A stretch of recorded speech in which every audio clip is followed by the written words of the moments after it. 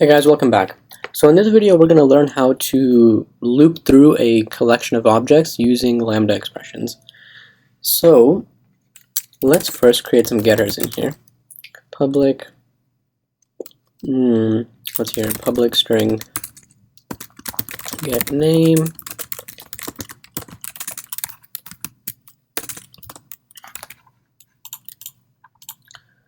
and then public int get age, return him age, and finally public address get address, then return him address. And then finally we need to do it for the address class as well. This time I'm just going to generate them automatically. Select all, go.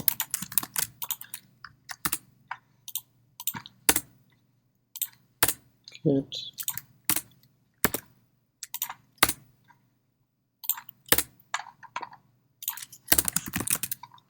Okay, good. Now what we're going to do is let's create an array list.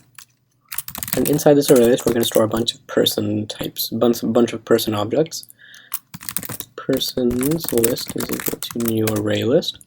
And then it's going to just contain our builder person that we created above. And let's just copy this guy a few times.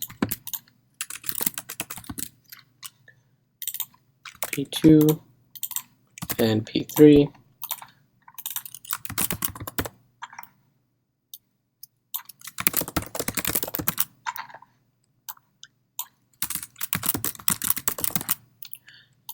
And then let's call this person Joey, and now we can just do this. Dot add P2 persons list dot add P3. By the way, guys, just a pro tip actually, if you don't want to go through the trouble of creating an array list and then adding the people and want to do it in one line, there is a way to do it. The way you do it is you first create an array. So first you create an array of persons, new person, and then what you do is you just do builder person, P2, and P3. So you create an array here, then you convert that array to a list, and then you pass that list that you've just created to your array list constructor, and that'll magically just populate your array list with the contents of your array. Okay, so now we know how to just loop through it traditionally, right? We can just use this for each loop right here, and then we can just do maybe system.out.println person2.getName. Right? Straightforward. We run it, we should see Willie, Sammy, and Joey. Alright, now let's just print out a divider so we can see the alternative and cleaner way of doing this. What we can do is we can do personsList.forEach. Now this method, this forEach method, it's only available in Java 8+. So you need to be using Java 8 to use lambda expressions and to use all of this fancy stuff that we're going to be covering in the next few videos. Anyways, so what we're going to do is we're going to call this method called forEach, and now what we're going to do is we're going to basically pass in a lambda expression. We're going to be given a lambda expression that looks something like this. We're going to create a lambda expression that looks like this. And what we're going to do in this lambda expression is we're just going to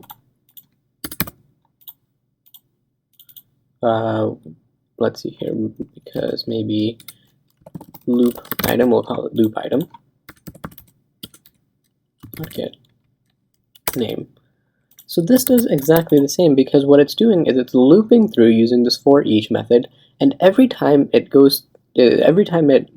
reaches another step in the loop, every time, for example, it goes through one iteration of the loop, it's going to call our lambda expression, and it's going to provide it with this person, or in this case it's called loop item, but it's doing the same thing. So the forEach loop, it hides the syntax of doing this. The forEach loop makes it so you don't have to worry about size, and then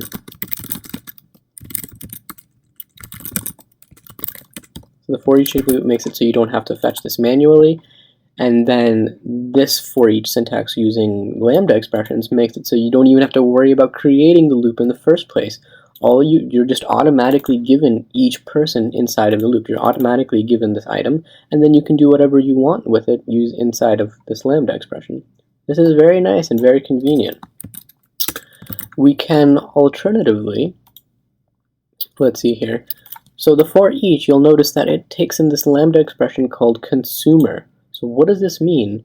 Well, it turns out that, remember, in order to create a lambda expression, you need to have an interface. So you need to have something like this, my interface, and then you need to have only one and only one abstract method inside of here.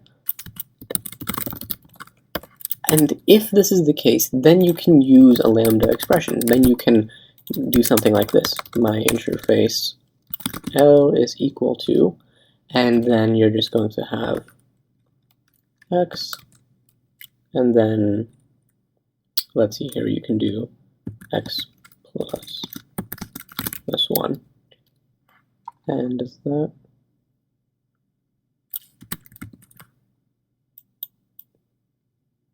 or you could do something like this, you can just do system.out.println x plus 1.